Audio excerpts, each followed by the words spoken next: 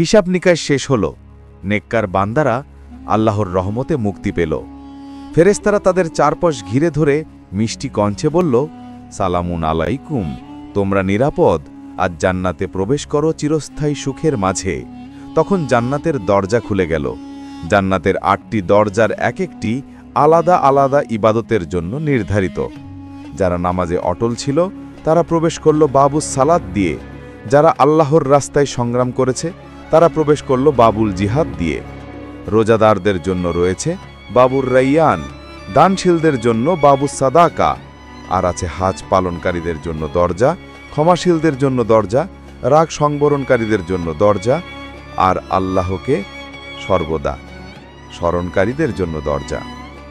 ফেরেশতারা তাদের বলল, তোমরা যে দরজার উপযুক্ত সেই দরজা দিয়েই প্রবেশ করো। জান্নাতীরা যখন দরজা পেরিয়ে ভেতরে প্রবেশ করল তখন তাদের চারপাশ ভরে গেল সুগন্ধি বাতাসে। দূর থেকে ভেসে আসছে ঝর্ণার কলকল ধ্বনি, চারদিকে ঝলমল করছে নূরের আলো, আর হুররা সুরেলা কণ্ঠে জান্নাতীদের অভ্যর্থনা জানাচ্ছে। জান্নাতের ভেতরে এমন সব নেয়ামত আছে যা কোনো চোখ কখনো দেখেনি, কোনো কান শোনেনি, এমনকি মানুষের কল্পনাতেও আসেনি। বাগানগুলো এত বিশাল যে যদি একজন মানুষ 100 বছর হেঁটে চলে তবুও শেষ হবে না। সোনার আর রূপার ডালপালা নেমে এসেছে মাথার ওপর, ছায়া দিচ্ছে আরামদায়ক ঠান্ডা। নদীগুলো বইছে, একটিতে শীতল পানি, একটিতে দুধ, আর একটিতে মধু, আর আছে খাঁটি শরাবের নদী। জান্নাতীরা যেদিকে চাইবে সেদিকেই ফল গাছ নুইয়ে পড়বে। তারা বলবে, আমাকে এটা দাও, আর সঙ্গে সঙ্গে সেই ফল হাজির হয়ে যাবে। তাদের ঘর বাড়ি হবে মুক্তা, হীরা আর সোনায় গড়া প্রাসাদ। ভেতরে থাকবে রেশমি বিছানা, সোনার আসন আর ঝনমলে গহনা।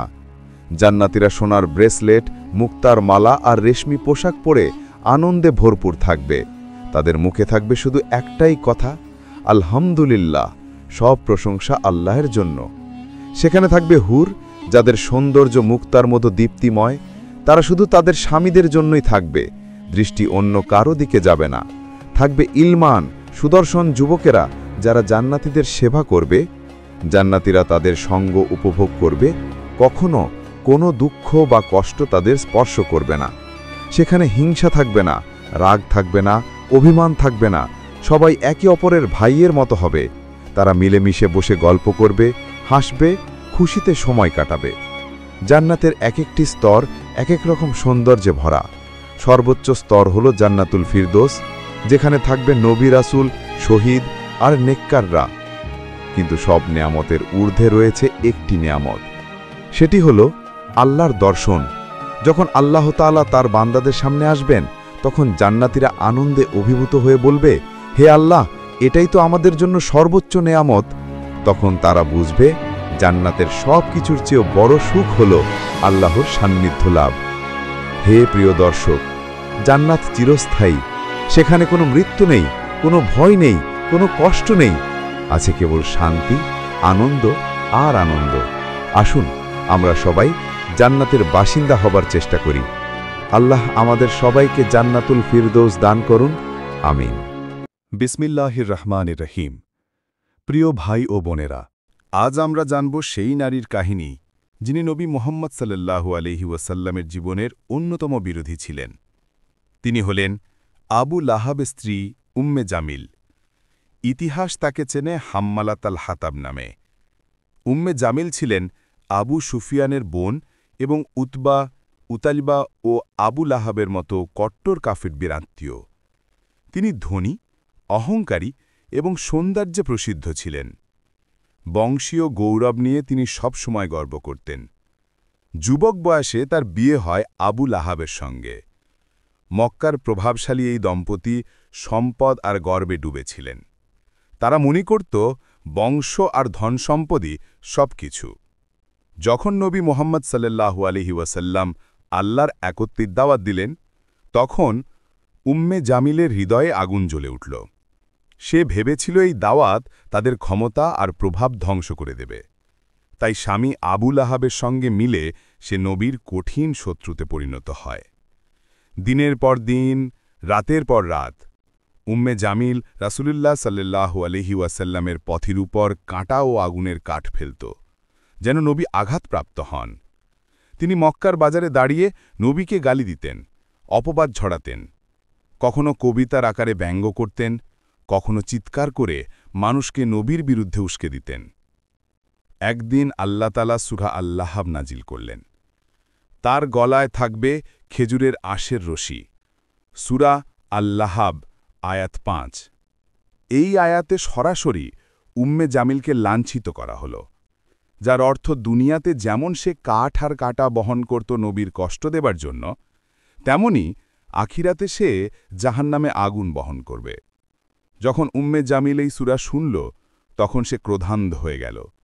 সে হাতে ধারালো পাথর নিয়ে নবীর খোঁজে বের হয়। কিন্তু আল্লাহর ইচ্ছায় তার চোখে নবী সাল্লাল্লাহু আলাইহি ওয়াসাল্লামকে দেখা গেল না। সে শুধু আবু বকর রাদিয়াল্লাহু আনহুকে দেখতে পেল এবং বলল, তোমার সঙ্গে কি আমি ধ্বংস করব? এভাবেই সে ইসলামের প্রতি শত্রুতা চালিয়ে যেতে থাকে। শেষ পরিণতি ও মৃত্যু। ধন সম্পদ, সৌন্দর্য, অহংকার সবই ছিল উম্মে জামিলের, কিন্তু আল্লাহর শত্রু হওয়ার কারণে তার জীবন হল অভিশপ্ত। শেষে মক্কায় করুণ মৃত্যুবরণ করল সে। তার নাম ইতিহাসে রয়ে গেল লাঞ্ছিত হয়ে। আজ কোটি কোটি মুসলমান কুরআন তিলাওয়াতের মাধ্যমে প্রতিদিন তার বিরুদ্ধে আল্লাহর ঘোষণা উচ্চারণ করে। উম্মে জামিলের কাহিনী আমাদের শেখায় যে আল্লাহর তার রাসূলের বিরোধিতা করে, সে যত ধনী, যত শক্তিশালী হোক না কেন, তার পরিণতি ভয়াবহ। আমরা যেন আল্লাহ তার রাসূলের আনুগত্যে জীবন কাটাই। জাযাকাল্লাহু খায়র। এরকম ইসলামিক ভিডিও আরও পেতে চ্যানেলটিকে এখনই সাবস্ক্রাইব করুন। প্রিয় দর্শক, আজ আমরা শোনাব ইবলিসের পুরো জীবন কাহিনী। সে একসময় ছিল মহান ইবাদতকারী, ফেরেশতাদের মতোই মর্যাদাবান, কিন্তু অহংকার ও অবাধ্যতার কারণে হয়ে গেল মানবজাতির সবচেয়ে ভয়ঙ্কর শত্রু। চলুন শুরু করি। অনেক অনেক বছর আগে আল্লাহ তাআলা আগুন থেকে এক সৃষ্টিকে তৈরি করলেন। তার নাম ছিল আজাজিল। সে জিনজাতির একজন হলেও এত বেশি ইবাদত করত যে ফেরেশতারাও তাকে সম্মান করত। আহারে, মরুভূমিতে, সমুদ্রের ধারে, সব জায়গায় সে একনিষ্ঠভাবে আল্লাহর ইবাদত করত। হাজার হাজার বছর ধরে তার ইবাদতের কারণে সে আল্লাহর দরবারে উঁচু মর্যাদা পেয়ে গেল, ফেরেশতাদের সাথে বসবাস করারও সুযোগ পেল। কিন্তু একদিন আল্লাহ তাআলা ঘোষণা করলেন তিনি মাটি থেকে এক নতুন সৃষ্টি তৈরি করবেন। ফেরেশতারা অবাক হয়ে বলল, হে আমাদের রব, আপনি কি এমন এক সৃষ্টিকে সৃষ্টি করবেন যারা পৃথিবীতে রক্ত ঝরাবে আর অশান্তি করবে? আল্লাহ বললেন, আমি যা জানি তোমরা তা জানো না। এরপর আল্লাহ মাটি দিয়ে তৈরি করলেন হযরত আদম আলাইহিস সালামকে।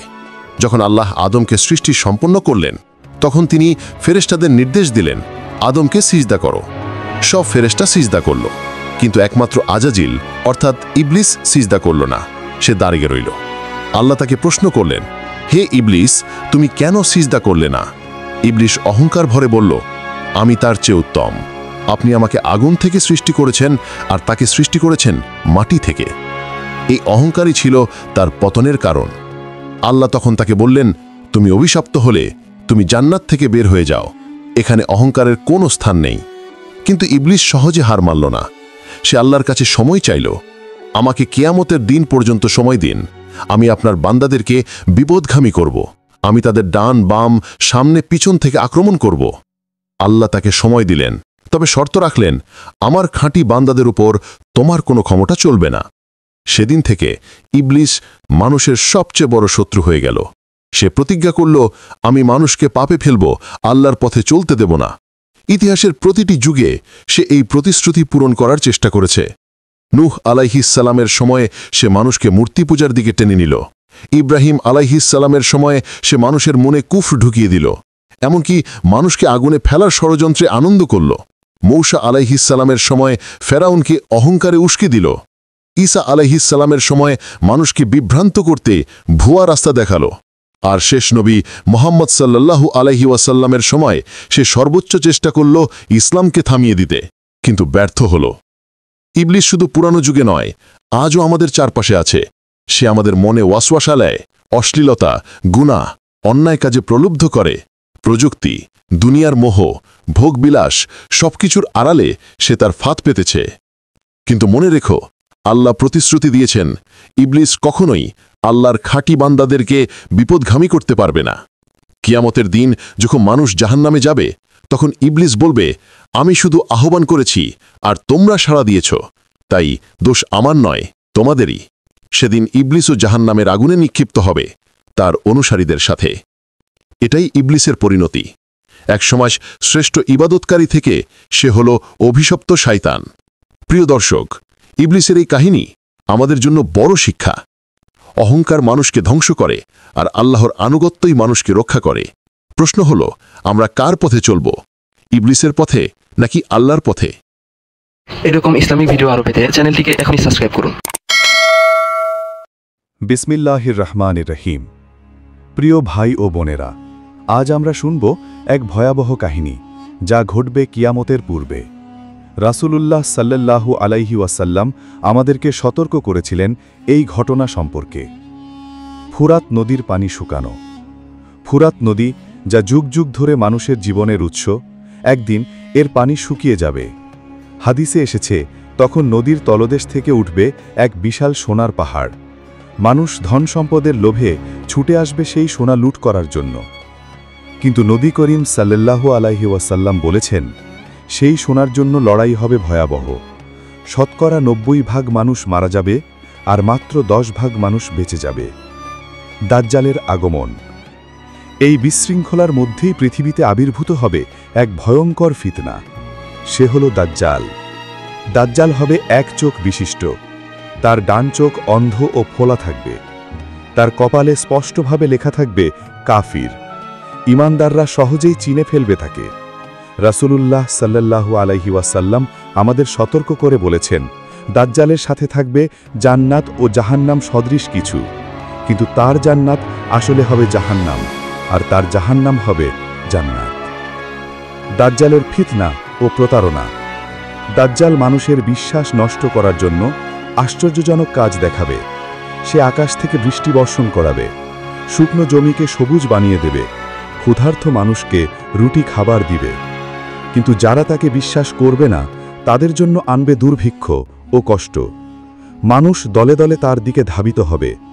কেউ বলবে, সে আমাদের রব, আবার কেউ তাকে বিশ্বাস করবে ঈশ্বর ভেবে। কিন্তু আসলেই সে হবে মহামিথ্যুক, প্রতারক। ঈসা আলাইহিসসালাম এর আগমন। যখন দুনিয়া দাজ্জালের ফিতনায় ভরে যাবে, তখন আল্লাহ মহান দয়া করবেন। তিনি পাঠাবেন ঈসা আলাইহিসসালামকে। ঈসা আলাইহিসসালাম দাজ্জালকে হত্যা করবেন এবং পৃথিবীতে প্রতিষ্ঠা করবেন শান্তি ও ন্যায়। রাসূলুল্লাহ সাল্লাল্লাহু আলাইহি ওয়াসাল্লাম বলেছেন, যে কেউ দাজ্জালের ফিতনা থেকে বাঁচতে চায়, সে যেন সূরা কাহফের প্রথম 10 আয়াত মুখস্থ করে। প্রিয় ভাই ও বোনেরা, এই পৃথিবী ক্ষণস্থায়ী। দাজ্জালের ফিতনা থেকে রক্ষা পাওয়ার জন্য আমাদেরকে এখন থেকে প্রস্তুত থাকতে হবে। আল্লাহ আমাদের সবাইকে হেফাজত করুন, আমিন। জাযাকাল্লাহু খাইর। ইসলামের আলোতে নতুন নতুন ভিডিও পেতে আমাদের চ্যানেল সাবস্ক্রাইব করতে ভুলবেন না। প্রিয় দর্শক, আজ আমরা এমন এক কাহিনী শুনব যা ইতিহাসের পাতায় চিরস্মরণীয় হয়ে আছে। এটি সেই গল্প যেখানে শক্তি, জ্ঞান, সৌন্দর্য, অহংকার এবং সত্যের সংঘাত হয়েছিল।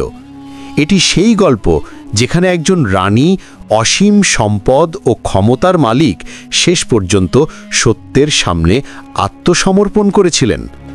কোরআনে বর্ণিত এই বিস্ময়কর ঘটনাই হল সাবার রানী বিলকিস ও আল্লাহর নবী সুলাইমান আলাইহিসসালামের কাহিনী।